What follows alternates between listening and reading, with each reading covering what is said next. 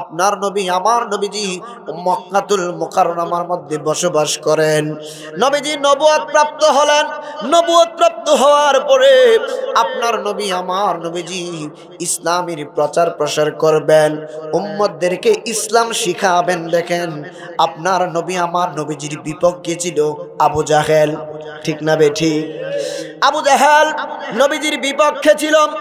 নবীজি ইসলামের কাজ আস্তে আস্তে করে প্রচার প্রসার করার জন্য নবী আমার কার্যক্রম শুরু করে দিলেন। নবীজি দেখলেন আবু জাহেলের দলের মধ্যে ছিল ইসলামের দ্বিতীয় খলিফা, যিনি হযরতে ফারুক আযম, হযরতে ওমর রাদিয়াল্লাহু তাআলা আনহু। তিনি তখনও মুসলমান হন নাই, তিনি তখনও ঈমান আনয়ন করেন না। এত বড় উমর, হযরতে ওমরের তরবারির সামনে পৃথিবীর কোনো মানুষের সাহস নাই দাঁড়ানো। হযরতে ওমর রাদিয়াল্লাহু তাআলা আনহুকে আবু জাহেল ডাক দিয়ে বললেন, সৈন্য সামন্তদেরকে একত্রিত করলেন। সৈন্য সামন্তরা মুহাম্মদ সাল্লাল্লাহু আলাইহি ওয়াসাল্লাম নামে যিনি নবী দাবি করছেন, তার কল্লা যদি কেউ এনে দিতে পারো তাহলে আমি তাকে মহা পুরস্কার দিব। একবার জুড়ে বলা যাবে কি নাউযুবিল্লাহ? কেউ কোনো কথা বলে না, না না না, ওনার কল্লা আনা যাবে না। কই কেন? ওনার ডান পাশে থাকে হযরতে আবু বকর সিদ্দিক রাদিয়াল্লাহু তাআলা আনহু, ওনার বাম পাশে থাকে হযরতে শেরে খোদা আলী, ওনার সঙ্গে আরেকজন থাকে, ওনার নাম হচ্ছে হযরতে হামজা রাদিয়াল্লাহু তাআলা। ওনার সামনে যাওয়া যাইব না, নবীজির কদমে যাওয়া যাবে না, ওনার সঙ্গে কেউ তলোয়ার দিয়া পারবে না। আল্লাহর পক্ষ থেকে কুদরতি ভাবে ওনাকে পরিচালনা করেন। কেউ যখন রাজি হয় না, হযরতে ওমর তিনি দাঁড়িয়ে গেলেন, তরবারি লইয়া দাঁড়িয়ে গেলেন। জনাব আমি পারবো, আমাকে আপনি কি দিবেন? পায় তুমি যদি ওনার কল্লা মোবারকটা এনে দিতে পারো তাইলে তোমাকে মহা পুরস্কার দেওয়া হবে। হযরতে ওমর রাদিয়াল্লাহু তাআলা আনহু তিনি তরবারি হাতে নিয়ে রাহমাতুল লিল আলামিনের নূরানি কদম মোবারকে যাবেন নবীজির কল্লা মোবারকটা কাটার জন্য। বলেন তো আপনারা এই ইসলামপুরের মানুষ যদি নবীর জমানায় থাকতেন, নবীজির বিপক্ষে যদি কোনো মানুষ আসতো, আপনারা কি তাকে ছেড়ে দিতেন? কোশ্চিন কালেও না, কারণ নবীর যাদের অন্তরের মধ্যে নবীজির প্রেম আছে, ভালোবাসা আছে, তারা কখনোই তাদের সামনে তাদের নবীকে সুতা পরিমাণ যদি কোনো কষ্ট দেয়, ইমানদার মুসলমান কখনোই সেটা বরদাস্ত করতে পারে না। হযরত ওমর তরবারি নিয়ে ছুটলেন নবীজিকে কতল করার জন্য, নবীজিকে কতল করার জন্য। যাইতে অনেক দূর পর্যন্ত যখন চলে গেলেন, হঠাৎ করে দেখা হযরতে নুআইম রাদিয়াল্লাহু তাআলা, নবীজির একজন বিশিষ্ট সাহাবী, তিনি হযরতে নুআইম রাদিয়াল্লাহু তাআলা আনহু ডাক দিয়া বললেন, উমর তরবারি লইয়া এইদিকে তুমি কোথায় যাচ্ছ? কই আমি যাচ্ছি। হযরতে ওমর রাদিয়াল্লাহু তাআলা আনহু বলছেন, আমি যাচ্ছি রাহমাতুল লিল আলামিন নবীজি মুহাম্মদ সাল্লাল্লাহু আলাইহি ওয়াসাল্লাম, উনি নবুয়তের দাবিদার, উনাকে উনার কল্লা মোবারকটা কেটে আনার জন্য যাচ্ছি। উনি নাকি ইসলাম প্রচার করেন, উনি নাকি কোরআনের দাওয়াত দেন। নুআইম রাদিয়াল্লাহু তাআলা আনহু ডাক দিয়া কয়, রে ওমর তুমি আগে নিজের ঘর সামলাও। আল্লাহু আকবার কোন। তুমি আগে নিজের ঘর সামলাও। নুআইম রাদিয়াল্লাহু তাআলা আনহু যেই মাত্র এই কথা বললেন, বলার সঙ্গে সঙ্গে ওমর ডাক দিয়া কয়, নুআইম তুমি কি বলতে চাও আমাকে? কই তোমার যে একটা বোন আছে, ওই বোনের নাম হচ্ছে হযরতে ফাতেমা। তোমার বোন যে বিবাহ দিয়েছো, তোমার বোনের স্বামীর নাম হচ্ছে হযরতে সাঈদ। এই হযরতে ফাতেমা এবং তার স্বামী মুহাম্মদ সাল্লাল্লাহু আলাইহি ওয়াসাল্লাম ইসলাম গ্রহণ গ্রহণ করে তারা মুসলমান হয়ে গেছে। হযরত ওমরের মুখের মধ্যে চেহারার মধ্যে গো শুধু রাগ আর রাগ। হযরত ওমর হুঙ্কার দিয়ে বনের বাসার দিকে ছুটলেন। বনের বাসার দিকে যেই মাত্র ছুটলেন, ছুটতে ছুটতে হযরত ওমর ঘরের মধ্যে এইভাবে টোকা দেয়। এইভাবে টোকা দেওয়ার পরে হযরত ওমর রাদিয়াল্লাহু তাআলা আনহু তিনি ঘরের বাহিরে দাঁড়িয়ে শুনতেছেন। ঘরের ভিতর থেকে মধুর কণ্ঠে পবিত্র কোরআনুল কারীমের তেলাওয়াতের আওয়াজ শোনা যায়। হযরত ওমর ডাক দিয়া কয়, ফাতেমা, আরে ফাতেমা, দরজা খুলো, দরজা খুলো। ফাতেমা চিনতে পারলেন, বুঝতে পারলেন কণ্ঠ শুনে আমার ভাই হযরত ওমর বুঝি আগমন হয়েছে। ওই ঘরের মধ্যে তখন স্বামী এবং স্ত্রীকে কুরআনুল কারীম শিক্ষা দিচ্ছিলেন।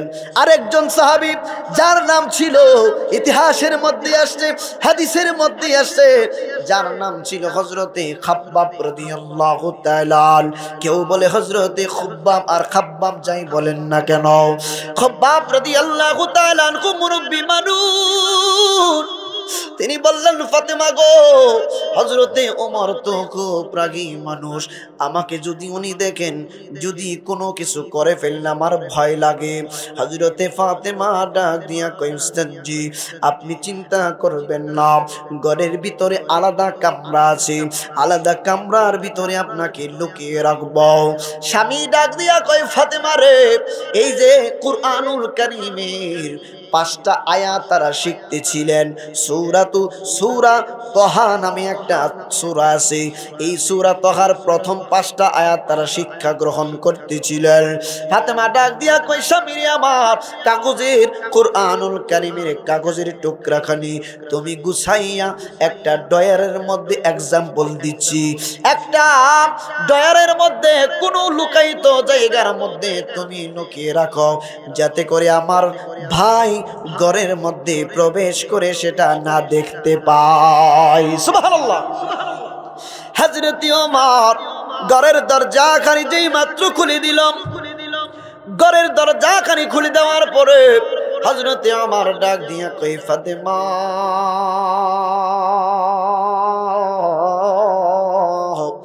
ঘরের বাহির থেকে আমি শ্রবণ করতেছিলাম, তোমরা গুন গুন করে কি তেলাওয়াত করতেছো, পড়তেছো। ফাতেমা রে, মিথ্যা কথা বইল না। ফাতেমা ডাক দিয়া কই, ভাইজান, আমরা কোনো কিছু করতেছিলাম না, এমনিতে কথা বলতেছিলাম। হযরতে ফাতেমা ডাক দিয়া কই, ভাই কি বলতে চাও, কেন আসলা? কই, আমি শুনেছি তোমরা নাকি মুসলমান হয়ে গেছো, ইসলাম নাকি গ্রহণ করেছো। ফাতেমা নির্ভয়ে বলতেছে, ভাই আপনি সত্য শুনেছেন, আমরা এতক্ষণ গুনগুনায়া যেই কথা বলছিলাম, এতক্ষণ আল্লাহর পবিত্র কুরআনুল কারীমের একটা সূরা আমরা শ্রবণ করতেছিলাম এবং শিখতেছিলাম। সুবহানাল্লাহ। হযরত ওমর নিজের হাত দ্বারা ওনার বোনের গায়ের মধ্যে আঘাত করতে লাগলেন। রে বাপ, আল্লাহু আকবার। ওনার বোনকে হযরতে ফাতেমার গায়ের মধ্যে আঘাত করতেছিলেন। আঘাত করতে করতে মহিলা মানুষ রক্ত ফিনকি দিয়া চড়ছে গা থেকে। হযরতে ফাতেমার এই অবস্থা দেখে হযরতে ওমর ডাক দিয়া কই, বোন রে, তোমার এতক্ষণ পর্যন্ত আমি পিটাইলাম, আঘাত করলাম, তারপরেও তোমার জবান থেকে আল্লাহর কুরআনুল কারীমের আয়াত সরাইতে কেন পারি না? সুবহানাল্লাহ। এমন কি কুরআন, এমন কি তোমরা তেলাওয়াত করো, এত মধুর লাগে। পবিত্র কুরআনুল কারীমের সুরটা কিন্তু বড় মজা, ঠিক না ভাই? ঠিক। পৃথিবীর কোন, আপনি কলেজে পড়েন, ইউনিভার্সিটিতে পড়েন, আপনি স্কুলে পড়েন, আপনি সারাদিন যদি বাংলা একটা বই পড়েন একটা নেকিও কিন্তু আল্লাহ দান করবেন না। আপনি সারাদিন ইংরেজি গাইড অথবা মেন বই পড়েন, সারাদিন যদিও পড়েন একটা নেকি অর্জন করতে পারবেন না। কিন্তু নবী আমার উম্মতে মুহাম্মাদীর জন্য বড় সুসংবাদ রেখে গেলেন। উম্মত শোনো, পবিত্র কোরআনুল কারীমের একটা হরফ যদি কেউ একবার তেলাওয়াত করে তার আমলনামার মধ্যে আমার আল্লাহ 10টা নেকি লিখে দেন। হযরত ওমরের মায়া লাগা গেছে, হযরত ওমরের অন্তরের মধ্যে কি জানো তুফান চলছে। বনগো কি তেলাওয়াত করো, একটু যদি আমার সামনে আইনা দিতাম। ইনজিমিন টাইমে হযরতে খাব্বাব রাদিয়াল্লাহু তাআলা আনহু বেরিয়ে আসলেন। আয়েশা ডাক দিয়া কই, ও ওমর গো, আমি দেখেছি গতকাল রাহমাতুল লিল আলামিন নবীজি খানায়ে কাবার মধ্যে দোয়া করতেছিলেন। কয় কি দোয়া করতেছিলেন? কয় রাহমাতুল লিল আলামিন নবীজি দোয়া করতেছিলেন, আল্লাহ আবু জাহেল ওরের মধ্য থেকে যে কোনো একজনকে তুমি হেদায়েত দান করে দাও, ইসলামের জন্য তাদের একজনকে তুমি আমার পক্ষে এনে দাও। খাব্বাব রাদিয়াল্লাহু তাআলা আনহু ডাক দিয়া কই, ওমর আমার মনে হচ্ছে আমার আল্লাহ পাক নবীর ইসলামকে সুপ্রতিষ্ঠিত করার জন্য তোমাকেই বুঝি আমার আল্লাহ হেদায়েত দান করবেন। একবার জুড়ে বলা যাবে কি মারহাবা? হযরতে ওমর ডাক দিয়া কয়, খাব্বাব কি তোমরা এতক্ষণ চর্চা করছিলাম? আমি হযরতে ওমর দেখতে চাই আমার হাতে যে কিতাবটা দেখতেছেন এই কিতাবটা হচ্ছে মূল কিতাব তাফসীরে ইবনে কাসির। আল্লামা ইবনে কাসির রাহমাতুল্লাহি আলাইহি বড় চমৎকার ব্যাখ্যা করেছেন, তাফসীর করেছেন। আমি সংক্ষিপ্তভাবে আপনাদের সামনে তুলে ধরছি রে বাপ। আমার বন্ধুরা, বাবারা, যেই মাত্র কুরআনুল কারীমের আয়াতের যেই খাতাটা ছিল, মানে एग्जांपल ওই জমানায় তো এইরকম খাতা ছিল না। উদাহরণ হিসেবে যেই টুকরোর মধ্যে গাছের খালের মধ্যে কোরআনের আয়াত লিখে রাখতো, গাছের ছাল বাকলের মধ্যে কোরআনের আয়াত লিখে রাখতেন। হযরত ওমরের সামনে যেই মাত্র ইনজিমিন টাইমে পবিত্র কোরআনুল কারীমের আয়াত নিয়ে আসলো, যেই মাত্র আনা হলো, পাঠ করা হচ্ছে, বড় চমৎকার ভাবে পাঠ করতেছেন। তাহা মা أنزلنا عليك القرآن لتشقى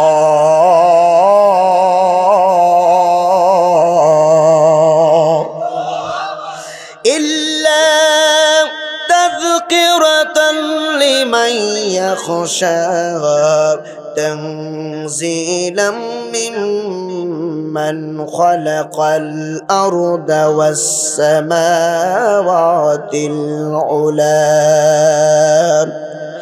الرحمن على العرش استوى। একবার জুড়ে বলা যাবে কি মারহাবা? হযরত ওমরের সামনে যেই মাত্র আয়াতে কারিমাগুলা পড়লো, হযরত ওমরের ভিতরে উলটপালট হয়ে যাচ্ছে। হযরত ওমরের ভিতরে যত কপটামি ভণ্ডামি ছিল, ইসলামের বিরুদ্ধে যত কিছু ছিল, আমার আল্লাহ মুহূর্তের মধ্যে সেগুলা দূর করে দিয়ে ইসলামের প্রতি হযরত ওমরকে আমার আল্লাহ ফিরিয়ে দিলেন। একবার জুড়ে বলা যাবে কি সুবহানাল্লাহ? হযরত ওমর ডাক দিয়া বললেন, ভনগো আমি আর অপেক্ষা করতে পারবো না, আমি নূরের নবীর নূরানি কদমে চইলা যাইব। আপনার নবী আমার নবীজি তখন বাবা এমন একটা সময় ছিল, এমন একটা সময় ছিল, এই যে খানায়ে কাবার চতুর্দিকে নামাজ আদায় করলে ইহুদিরা মানে কাফেরের বেঈমানের দলেরা সাহাবীদের উপরে আক্রমণ করত, অসুবিধা করত। আমার নবী আপনার নবীজি ইসলামের প্রথম কাজ প্রচার এবং ইসলামের দ্বীন শিক্ষা দিতেন। দারুল আরকাম একটা জায়গার নাম, সুবহানাল্লাহ কই না? দারুল আরকাম, এটার ব্যাখ্যা অনেকে দেয় না, দিয়ে দিচ্ছি আজকে আমি।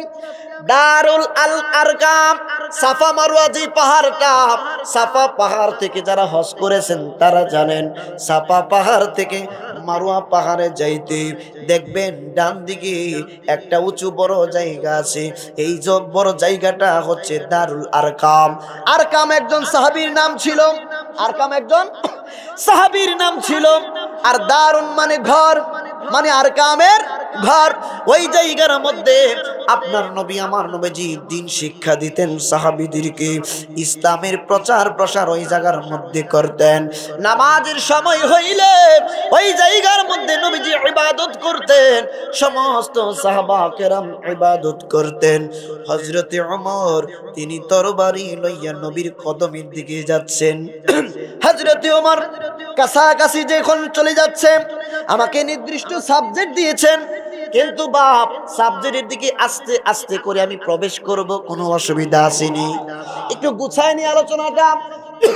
হযরতে ওমর রাদিয়াল্লাহু তাআলা তিনি তরবারি নিয়ে নবীজির কদম মোবারকে যাচ্ছেন ইসলাম গ্রহণ করার জন্য।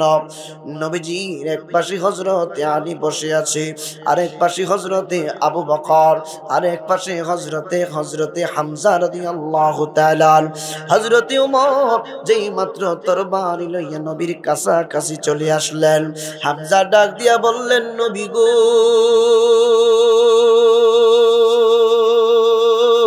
নবী আপনি যদি অনুমতি দেন, এই যে ওমর আপনার কাছে আসার আগে তার কল্লাটা দুই ভাগ কইরা দিম। আমার নবী মুস্কি হাসেন, না না না, আমি রাসূলুল্লাহ কাউকে হত্যা করতে আসি নাই, আমার ব্যবহার আচরণ দিয়ে আখলাক মোবারক দিয়ে আমি মানুষদেরকে ইসলামের পথে আনার জন্য এসেছি। হযরতে ওমর কাছাকাছি আইসা ডাক দিয়া কই, নবী গো, আমি আজকে আপনাকে কষ্ট দেওয়ার জন্য আসি নাই। নবী গো, আপনি দয়া করে আমাকে কালিমা পড়াইয়া মুসলমান বানায়া দেন। একবার জুড়ে বলা যাবে কি মারহাবা। ইসলাম এমনিতে আসে নাই। হযরতে ওমর যেই মাত্র নবীর পক্ষে চলে আসলেন, নবীজির দোয়া আমার আল্লাহ কবুল করে নিলেন। নবীজি বললেন, শোনো, আস্তে আস্তে করে ইসলামের প্রচার প্রসার করতে হবে। ইনজিমিন টাইমে মানুষগুলা বলতে লাগলো, এই পবিত্র কোরআনের আয়াতগুলা মুহাম্মদ সাল্লাল্লাহু আলাইহি ওয়াসাল্লাম নিজে নিজে বানান, নাউযুবিল্লাহ, নিজে নিজে বানান। এগুলা আল্লাহর পক্ষ থেকে কোনো আয়াতে কারিমা হইতে পারে না। আপনার নবী আমার নবীজির যখন নামে এই রটা মানে খারাপ মন্তব্য করতে লাগলো, আমার আল্লাহর পক্ষ থেকে একটা সিদ্ধান্ত আসলো, ইয়া রাসূলুল্লাহ, নবী গো, সমস্ত জিন জাতি এবং মানুষ জাতি যারা আমি আল্লাহর কোরআনুল কারীমকে অস্বীকার করে, তাদের সকলকে একত্রিতভাবে বলার জন্য বলেন, তারা যাতে একত্রিত হয়ে কোরআনের মতো এমন একটা কোরআন যদি বানাইতে পারে, তাদেরকে আমি আল্লাহর পক্ষ থেকে চ্যালেঞ্জ হয়ে গেল। কাফের সমস্ত মানুষগুলা যারা ইসলামের বিপক্ষে তখন ছিল, বলেন তো আল্লাহর কোরআনের মতো পুরো কোরআন কি বানানো সম্ভব নেই?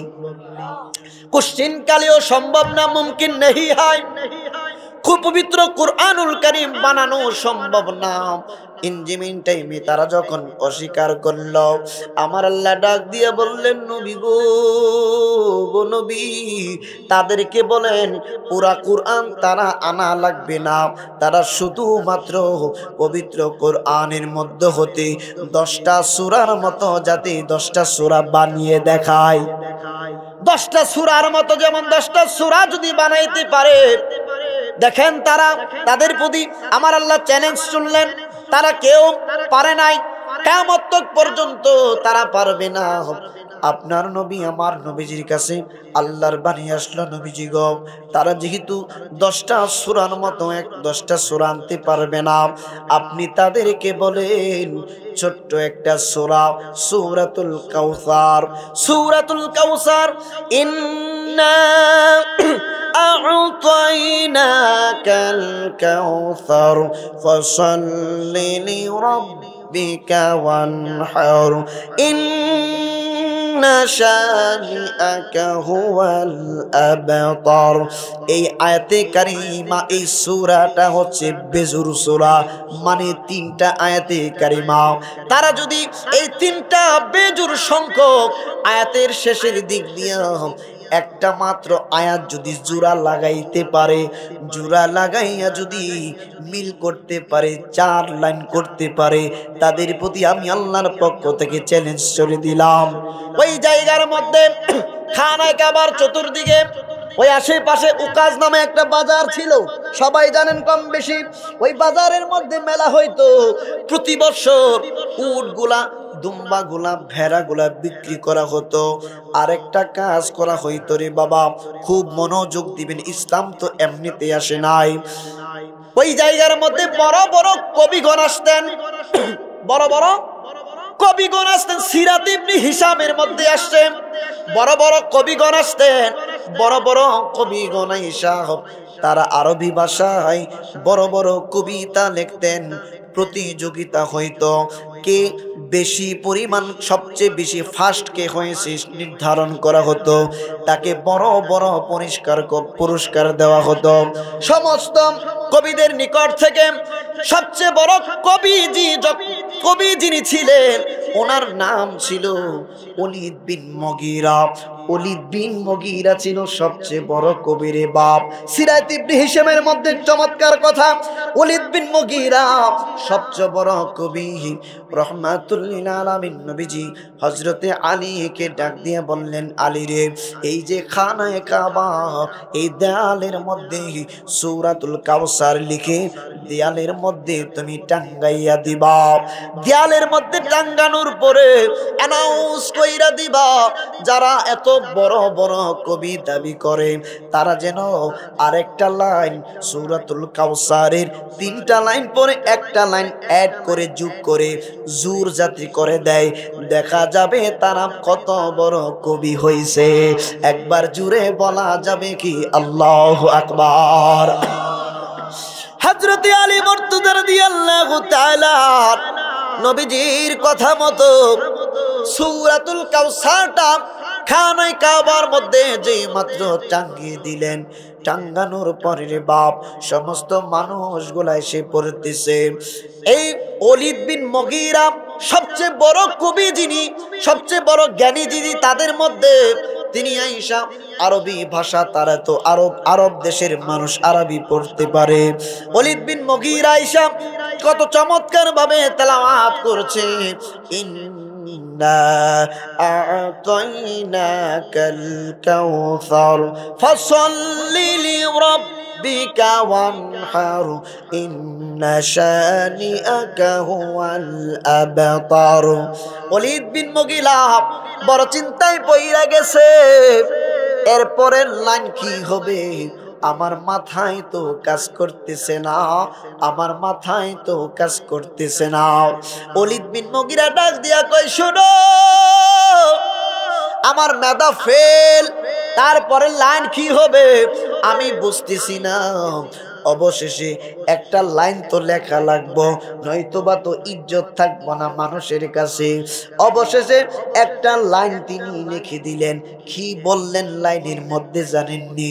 তিনি বললেন, লাইসা হাযা মিন কালামিল বাশার, এই কালামগুলা কখনোই মানুষের বানানো হতে পারে না।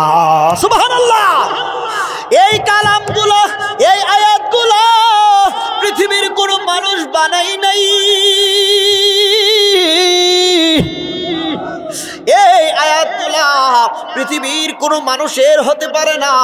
এই আয়াতে কারিমাগুলা স্বয়ং রব্বুল ইজ্জতের, স্বয়ং রব্বুল আলামিনের কালামুল্লাহ। মহান রব্বুল ইজ্জত বড় চমৎকার ভাবে মানুষের হেদায়েতের জন্য দুনিয়ার মধ্যে পবিত্র কুরআন পাঠিয়ে দিলেন। ইনজিমিন টাইমে ইসলামের কাজ চলতে লাগলো বাপ, ইসলামের কাজ চলতে লাগলো। আমরা কোন রাষ্ট্রের মধ্যে বসবাস করি? আপনার জবান থেকে আপনার ভাই আপন ভাই নিরাপদ থাকতে পারে না, আপনার জবান থেকে আপনার হাত থেকে অপর মুসলমান নিরাপদ থাকতে পারে না। আপনার সাথে অনেকের সাথে কথা বললেন হিসাব করে কথা বলতে হয়, মাথার মধ্যে রাগ উঠে যায়, রক্ত উঠে যায়। কথা বলার আগে অনেকে উড়ানদার নিয়ে নেয়, কথা বলার আগে অনেকে লাঠি নিয়ে নেয়। ও জালালি হুজুর, কথা বলার আগে মেজাজ নষ্ট করে ফেলে, গরম করে ফেলে। না না না, এটা মুসলমানের চরিত্র হতে পারে না। এই কথা বলুন ঠিক না বেঠে? এটা মুসলমানের আচরণ হতে পারে না। কথা বলবেন নম্র ভাষায়, কথা বলবেন ভদ্র ভাষায়, কথা বলবেন। শিক্ষিত সমাজের মধ্যে যত যুবকরা বসবাস করো, শুধু ইংরেজি পটপট করে বললেই শিক্ষিত হওয়া যায় না।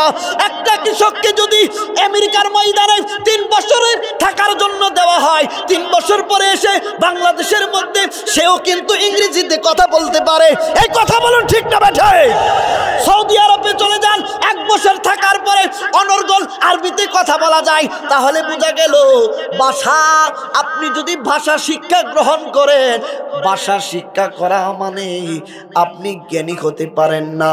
ভাষা হচ্ছে একটা, প্রত্যেকটা রাষ্ট্রের নির্দিষ্ট একটা মাতৃভাষা আছে, ওই ভাষার উপরে তারা কথা বলবে, এটাই স্বাভাবিক। কিন্তু সবচেয়ে বড় জ্ঞানী হলো ওই ব্যক্তি জিনার কাছে, জিনার অন্তরের মধ্যে আমার আল্লাহ এবং তার রাসূলের মহব্বত সবচেয়ে বেশি। ঠিক না ঠিক? হযরতে ওমর রাদিয়াল্লাহু তাআলা সমাজ ব্যবস্থা দেখেন।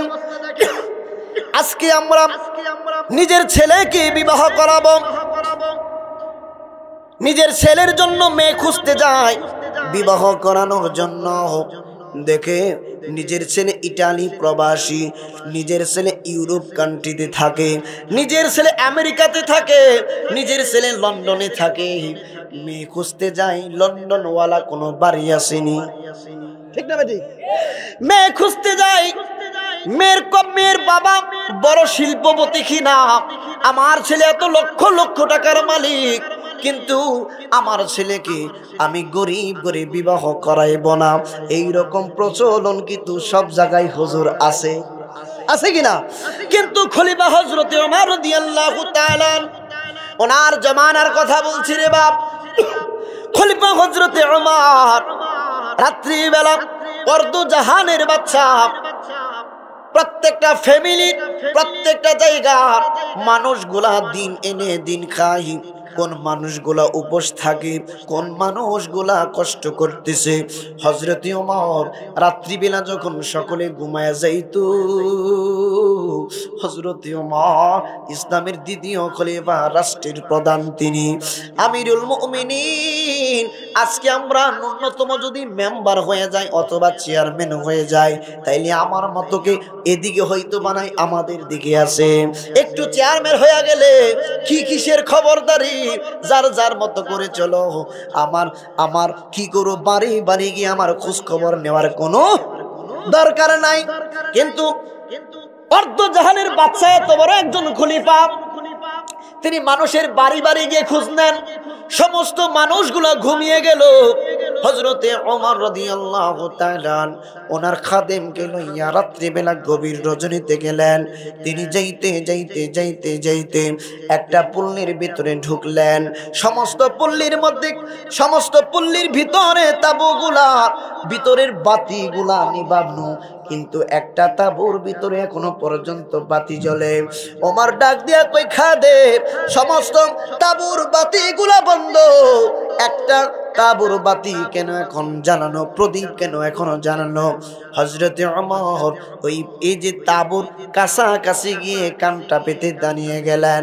তিনি শুনতে পাচ্ছেন কি জানি কথা বলতেছে। তিনি হঠাৎ করে শুনলেন ওই ঘরের মধ্যে মা আর মেয়ে থাকে, আর কেহই নাই তাদের ঘরের মধ্যে। মা ডাক দিয়ে বলছেন, মারে দুধের মধ্যে পানি মিশাও, দুধের মধ্যে পানি মিশাও। আমাদের বাংলাদেশের জমিনেও অনেক এলাকায় আছে, বাজারে দুধ বিক্রি করতে যাই, দুধের মধ্যে পানি মিশাইয়া 3 কেজি দুধকে 4 কেজি করে ফেলে।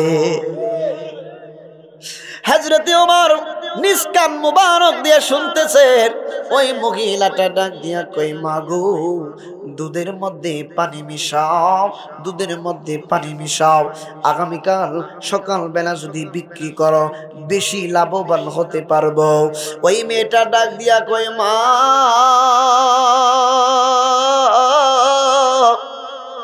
তুমি যেই কথা বলতেছো মাগো দুধের মধ্যে পানি মিশাইলে মানুষের সাথে বেঈমানি করা হবে।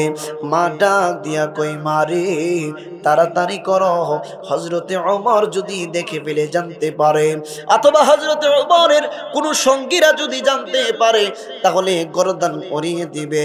ওই মেয়েটা ডাক দিয়ে বলতেছেন মারে হযরতে ওমরকে তুমি ভয় পাচ্ছ, হযরতে ওমর হয়তোবা দেখতেছে না, কিন্তু যিনি উপরে থাকেন মানে উপরে ইশারা দিয়ে বলছেন যিনি মহান স্রষ্টা আল্লাহ রব্বুল আলামিন তিনি কিন্তু দেখতেছেন গো মা।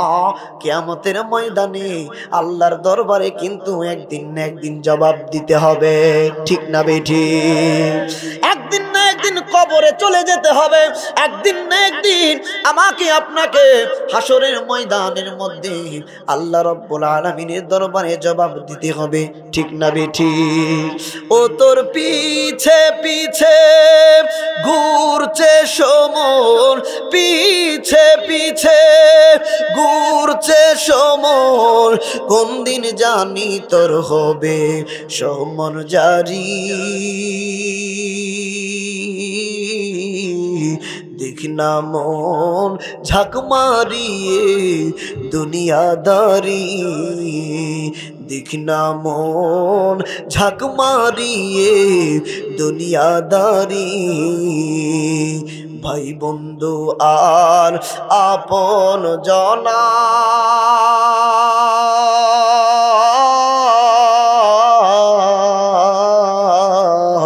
সঙ্গে তোমার কেউ যাবে না, ঠিক না বেঠিক? ভাই বন্ধু আর আপন জনা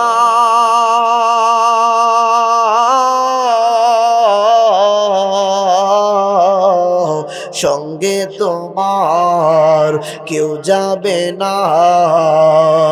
ও তুমি আইসো একা যাইবা একা, আইসো একা যাইবা একা, সঙ্গে তোমার কেউ রবে না।